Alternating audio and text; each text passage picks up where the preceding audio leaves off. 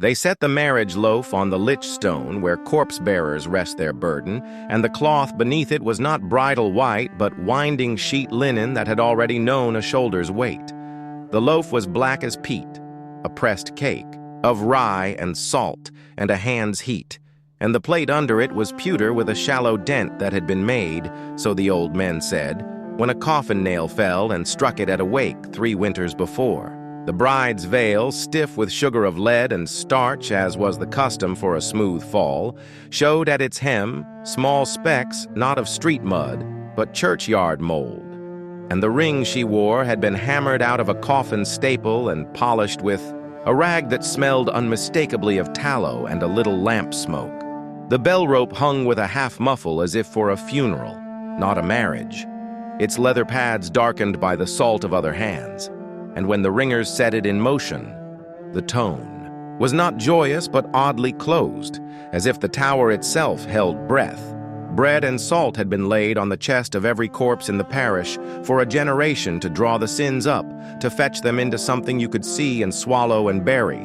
And now the people stood watching a living man, thin, black-haired, with that look of those who have worked underground long enough to see in their sleep,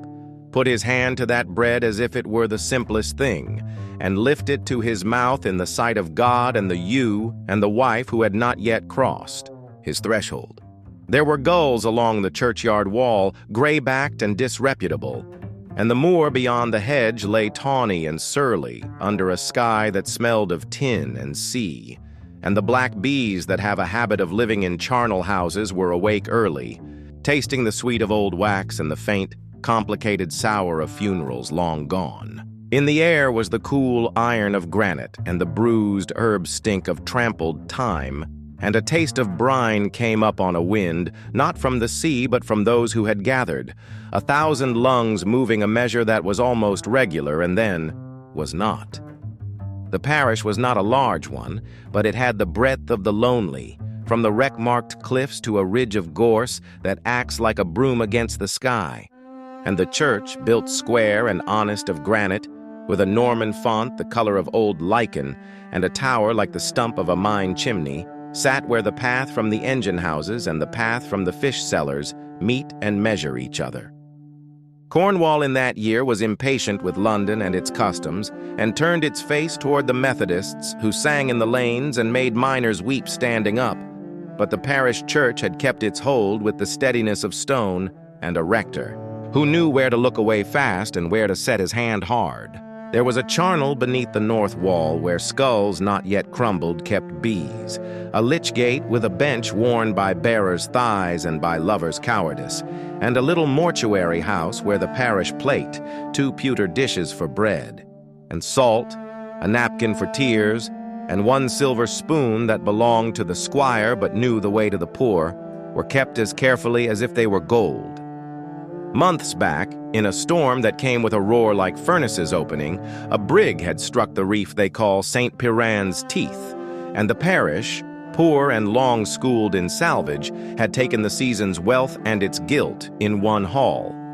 Casks. That did not list, bales that did not drip, bodies that did not bear saints' names. There were 12 of those unclaimed men in the ground by the west wall without crosses yet. And the 10 captains said to let them be, and the Methodists said to sing for them, and the rector said to meet in the middle by closing the lid and counting, the toll honest. In the lists the parish clerk kept, neat copperplate that knows where the tears have fallen and left their oily stamp, there were banns for 3 couples read that year, and a marriage entered for the day when a fine, clear morning found the hedges trimmed and someone's hand had washed the lichens from the porch. The names on that line were Joan Tonkin and Eloan Tregenza, and the space after them, where a clerk writes witnesses, held the squire's cramped signature, and beneath it a long, wavering mark that could have been a cross or the tremor of a man stifling a cough. The custom of the sin-eater was not owned by Cornwall, not properly, but in a parish that has known hunger, the particularity of whose mouth takes the bitter of the village is a point of sense rather than doctrine. For as long as anyone now living could recall, A man had come to the lich gate when a corpse lay under it, and he had made a cup with his hands over the bread and salt, and he had eaten in sight of the wind and the wax. And the old women nodded to one another, because the dead are harder to offend than the living, and more exacting. He was called Iago Pendar, and he was not born for the office, no more than a man is born for the mines. But someone had to go down, and someone had to take the breath of the village in when the village had made too much of it to carry. Iago had grown thick in the middle and gray at the edges, and his eyes had a man's sadness when he sees that he is needed because no one else wants to be. And the little children who watch everything said he smelled like the inside of a candle snuffer, and tasted his words before he spoke them. At the beginning of that year, he had begun to forget where his hands finished and other men's began. And a woman had found him asleep under the yew at noon, with crumbs on his chest and his fingers stained with something she did not name. The rector had called once at Iago's cottage and found the man sitting without his boots and without his wits, looking at his own foot as if expecting it to move of its own accord. Later that day, the squire had called and had said, with his usual emphasis on words rather than meanings, that the parish could not be expected to keep a man who could not keep himself. In the cottage that smelled of dripping and Avery's gin, a compact had taken shape, not recorded, more like a thing a house does when it shifts in a gale and the beams set against one another.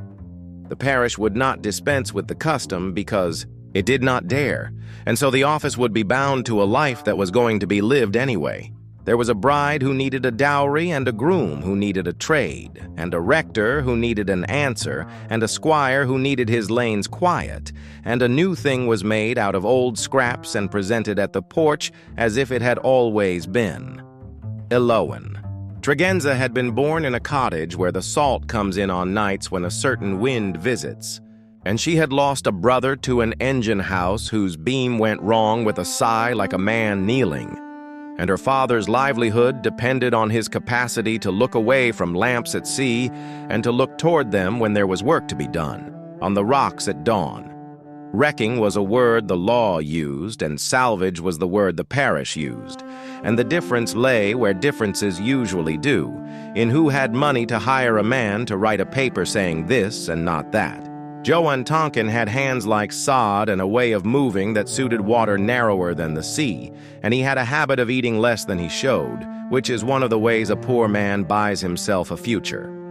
Alawan's mother had washed the dead in the mortuary house since she was 15 and had seen more than the rector would admit, and less than it would take to frighten her out of her work.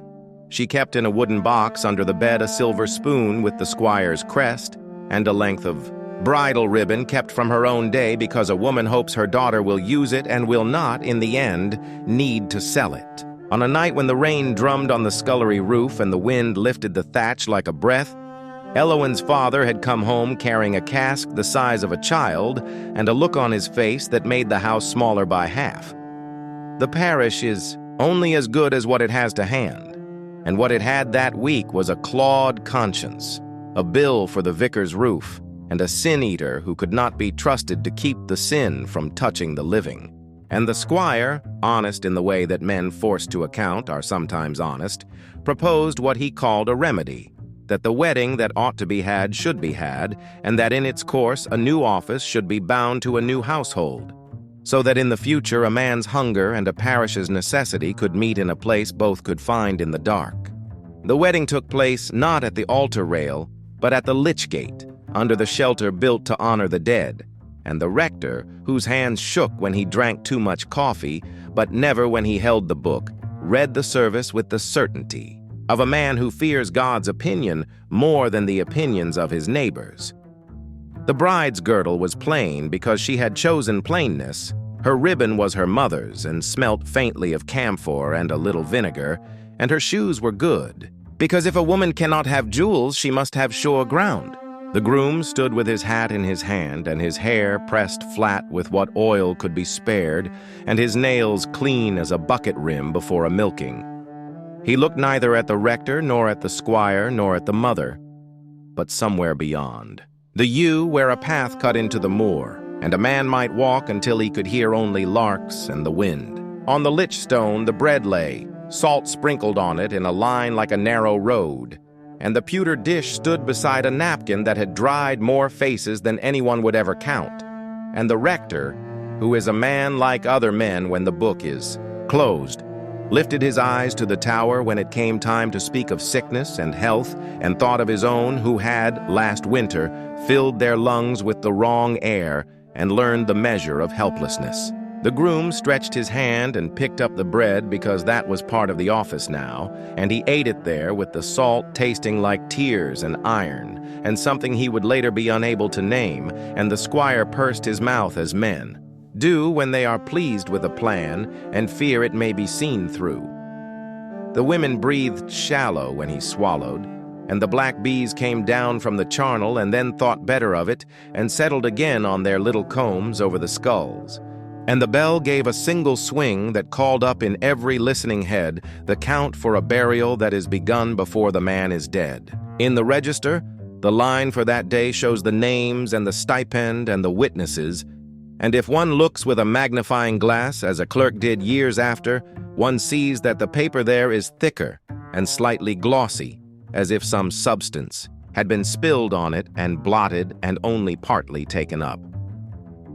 The first month after the wedding was a dry one, the sort of weather that makes the sea look farther away, and the parish made itself remember to look after the new household as decorum, and self-interest asked. Bread was sent, good bread, not the sort made with ash and pretense, and fish was hung at their eaves just long enough to carry the smoke into the flesh and not a day longer, and the old women took it upon themselves to say what no man had the right to say under the circumstances, that the wife ought not to lie with the husband until he knew himself again as a man. Eliwen stood in her doorway in the evenings with her hands on the lintel, not to keep the house up, but to feel its small, shiver as the day found its end, and sometimes she thought she could taste the tallow and the damp along the wall, and sometimes she thought she could not. Joanne learned without instruction the business of the office, for the office is more practical than mystical. He kept his linen separate, he washed with ash and the water of the brook that runs past the squire's dovecote, because that water tastes of something that takes smell out of cloth. He sat where a man sits when he is 6 inches from the parish and 6 inches from what the parish fears. He did not eat in the mortuary house when a plate was set for him. He took the bread in his hand, standing, and lifted it in a way that was not a prayer, but a habit of courtesy. And then he swallowed with his eyes on the elm at the lane's end, so that the family of the dead might have their faces back. At night, in that dry month, men heard him cough in the lane like a man whose chest is being persuaded by a foreign weather, and the dogs who sleep in the porches lifted their heads and thought to bark, and then thought not to, and put their noses down against their paws. There were 3 funerals, 2 of old age, and 1 of engine house mishap, and with each, Joanne came back to his door with crumbs on his lips, and a look as if someone had said his name behind him, and he had turned and found no one there. And Eliwen took a cloth that had been her mother's and wiped his mouth, and the cloth smelled more and more like old church. By harvest, when the lanes lay deep with the leather smell of bruised bracken and the cliff paths were chalked with salt blown inland on a particular day and caught in the hedges' pockets, the parish had grown used to having a young sin-eater who did not yet carry the thickening that comes of that work. Joanne went about with a mix of shame and pride that sat ill on a man of his temper, and people came to him not only at the lich gate, but at his door, saying they had a plate laid in the house for a cousin who had died at sea and no plate to lay on the body, and would it be proper in God's sight for the office to be done all the same? The rector disapproved and looked away. The squire approved until he sensed a man's business might interfere with his own, and the miners' wives did whatever postpones pain 10 seconds, because that is 10 seconds they can spend gripping a hand. In the graveyard, the badger holes showed more than usual because that year the blackberries ran mathematical on the hedges, and someone said the badgers had been digging, and someone else said it was mice, and someone else said that the ground sighs in September when it has taken up too much and needs to let a little out. Eliwen who had not seen fit to be dramatic either when she married a trade or when she learned what that trade demanded of his stomach, began to wake in the night to a sensation as if someone had drawn a thumb across her gums and left there the bitter of a candle snuffed bare-handed. She found crumbs in the bed that were not of the bread she baked, and dirt in the wash water that was too red for the lane and too fine in its grit for the plowland, and she told herself that a man who has been standing under the ewe with bread in his mouth may be forgiven for a mess, and that a woman who keeps her house too clean is fit for neither the world nor a baby. When she bled in a month, she thought she would not. She took it as a sign that a house does not belong to the people who built it, but to the weather that passes through, and she stood longer at the lintel at dusk, her fingers finding the little cuts in the oak, where her mother's rings had marked it when she once struck against the wood with laughter. They had not been married a year when the mine above the parish coughed, which is what men say when the men below lose their breath. Because to say the mine killed them is to indict your own bread. 21 came up by ropes or did not come up at all, depending, and the wives stood with their aprons twisted like rope and learned the count like a bad hymn, and a wheelwright went on his knees in the lane as a cart passed that had no business passing without him. The rector sent for Joan with the tinning voice he used when he was ashamed and could not govern it,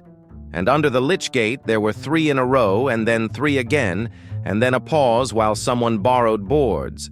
And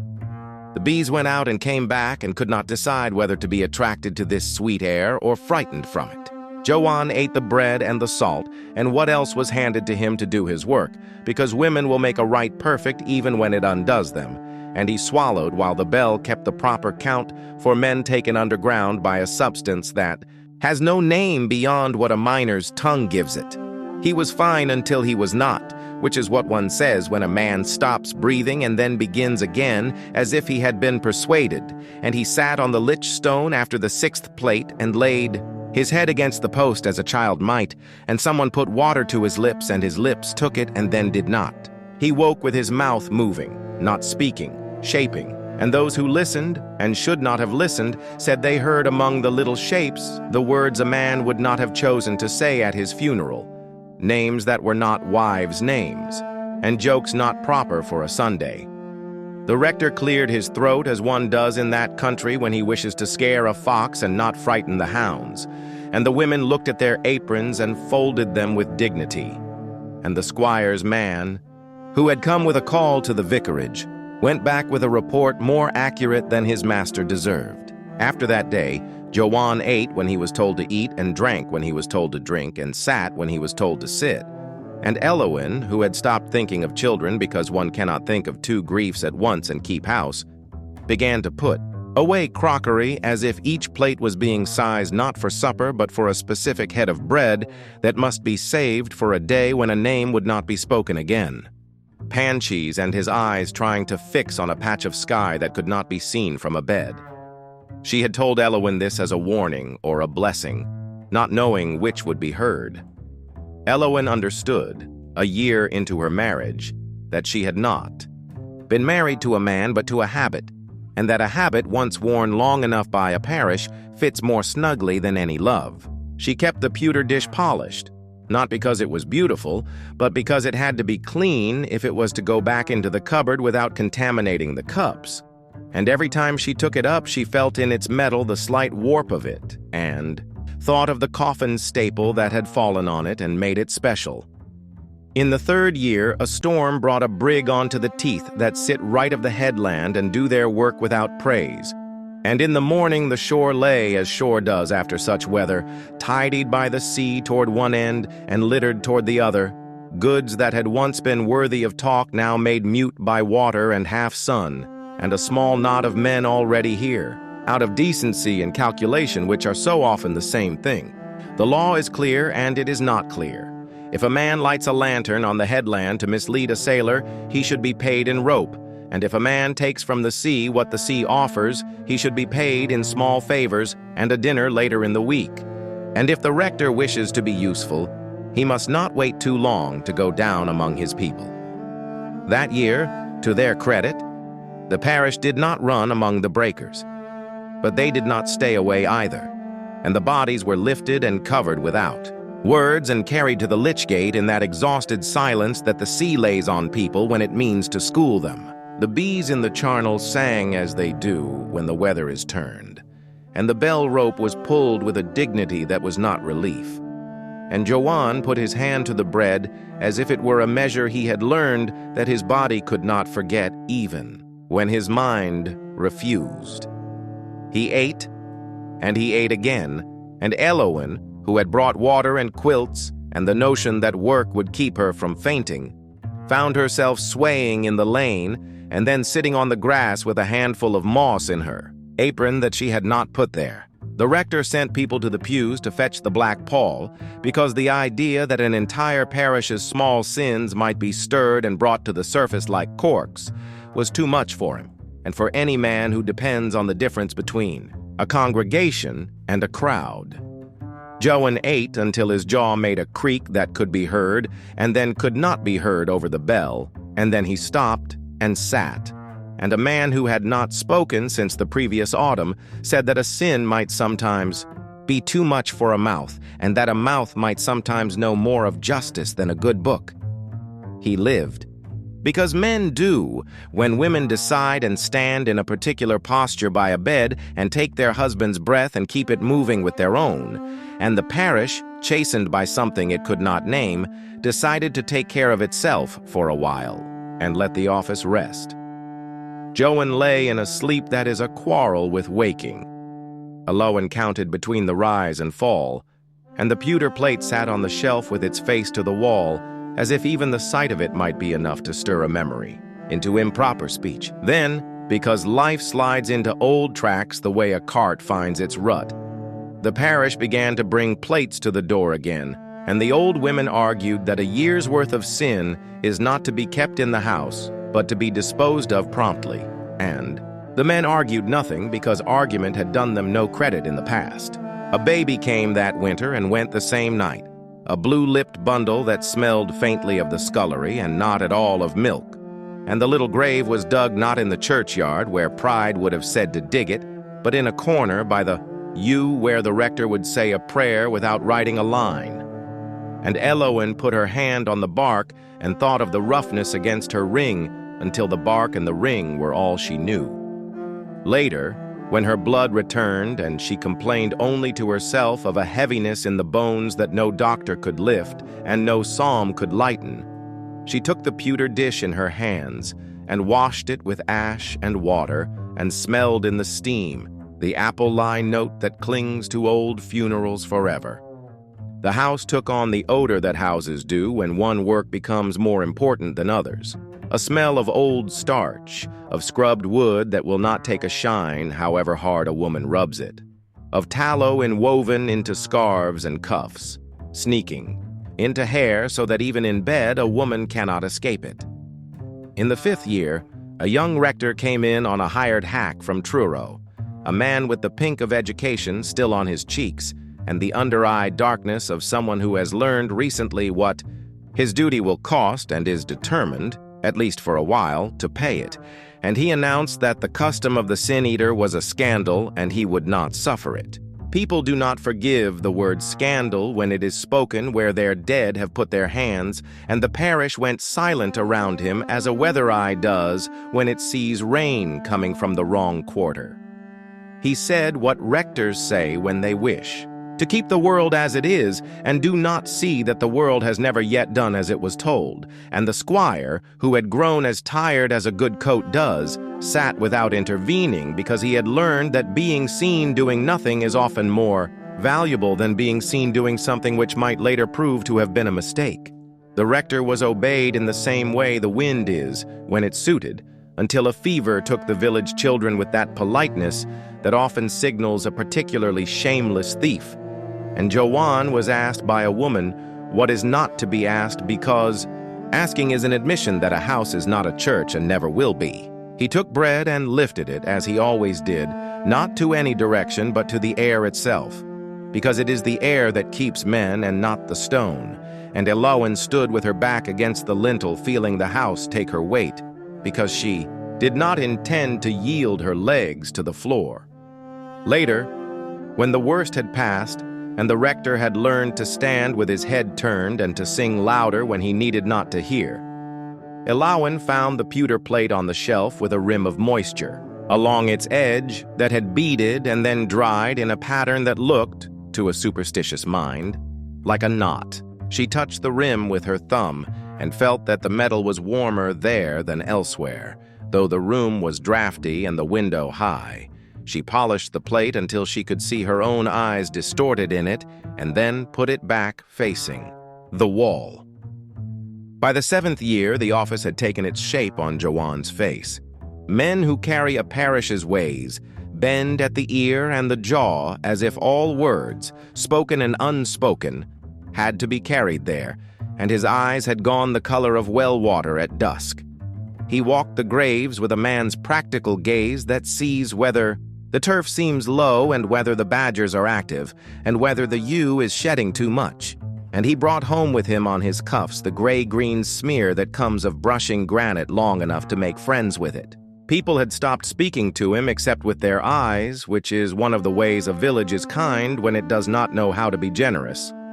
The women nodded and pressed a parcel wrapped in clean cloth into his hand, and the men cleared their throats without words and gave way on the path and did not extend a hand. Elowin, at this point already a wife to a habit and a widow to a man who breathes,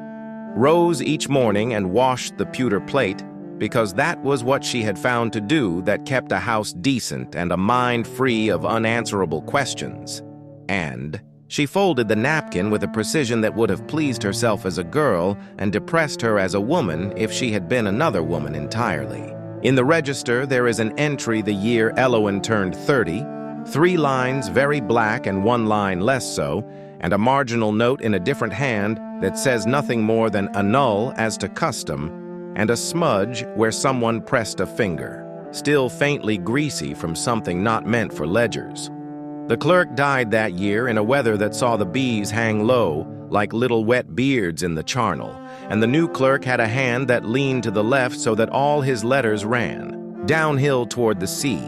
which is one of the burdens Cornwall lays on paper and names equally. This is how it was at the end, or the end so far as anyone there can be said to have reached it. Another wreck, because the sea remembers a good place to break men the way sheep remember a good place to press, and a rumor of lights in the wrong place because all rumors have their season, and a parish that had learned to stand at its own edge like someone bargaining with himself and not to look past his own hands. The bodies were brought as the bodies are, quilted and chalked, faces turned in modestly, and Joan, who had been ill and was not expected to rise, rose and put his coat on as a man puts on his habit and walked to the lich gate where the bees made their little song and the bell muffle was turned and the pewter dish stood like a mirror to nothing. He ate, and the sound of his jaw was like a latch being lifted in a far room, and Elowin, standing with the plate's companion napkin in her hands, felt in her sternum the old, threatening hollow a woman learns when the house's breath is misplaced. He swallowed the last, and there was a moment when the plate in her hands felt weightless, and she feared she had dropped it and would be recorded as the woman who let slip the dish that holds what no one dares to name. And then it took its weight again, and her fingers printed it, clean. The sea made a sound that was not a sound, but in the lungs of everyone who had ears. A little suspension that was remembered in beds that night when people rolled to the cool side and pushed their lips open to be sure of the passage. Joanne sat and did not rise, and for a time that could have been a minute and could have been the length of a psalm. The parish stood still in a way that is only possible when one has been practicing all one's life. They bore him into the mortuary house because to take him into the church would have confused everything. And the rector, who had made himself hard to keep the office away and had softened again to keep his people, put his hand on the pewter plate and found it warm still, and thought of the handprint that would settle and not be lifted later by polishing.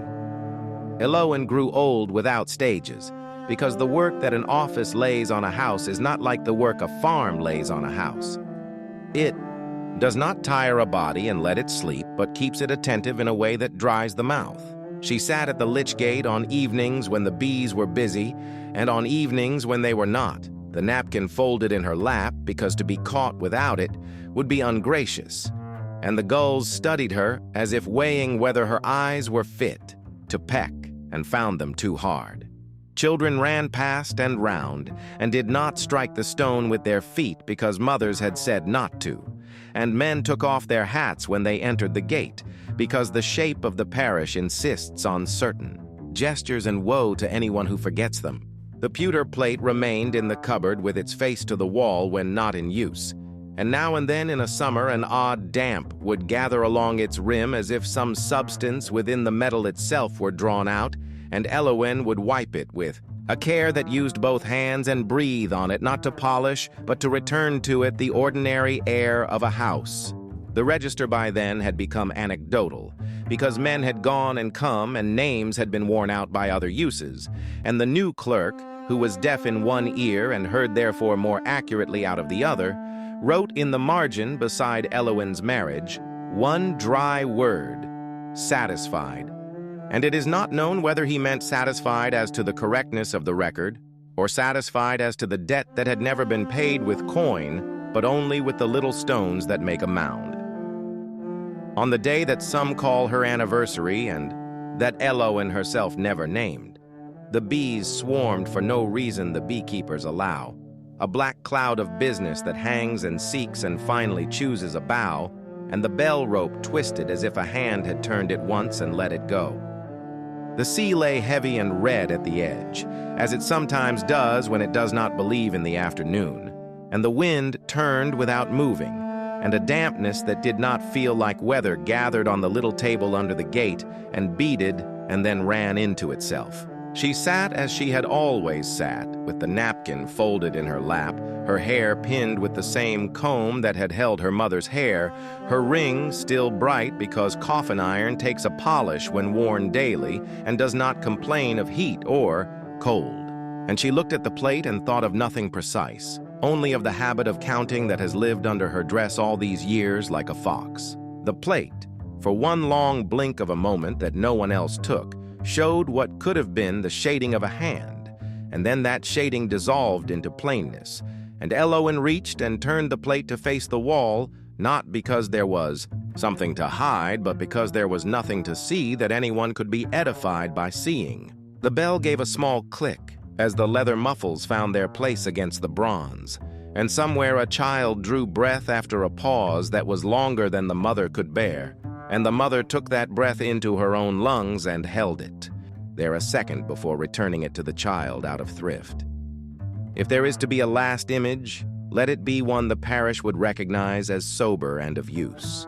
The pewter plate on its edge in the cupboard, a ring made of coffin staple no longer bright but honest on a finger that has known tallow and ash and water and has kept a house decent, the Lichgate bench smoothed by bearers and brides and people who could not make themselves go further in. The bees hum in the charnel, which is clean as such places get, and only smells at nose height if one is rude enough to sniff at the shelf, and the yew keeps its counsel, and the gorse has a bloom or does not, according to a calculus entirely its own. The parish continues, a measure in the lungs, a habit in the hand, a way of setting down a plate so that it will not fall when the house sighs. And Elowen, whose name is writ plainly in a book that mice have made their business of, sits and feels the air shift on her collarbone as an old habit does when it means to stay. The sea holds itself at the edge with that politeness it practices before harm, and the graves do what graves do in a ground that does not freeze. Soften in rain, crack in heat, gather a little pool in winter, seep the faintest green in spring, and the vow, which was a marriage if anyone had the right to say it so, is paid as such. Vows are paid, not in a single ceremony, but in small coins that are not coin at all, slid across the lich stone to a mouth that has learned not to complain about the taste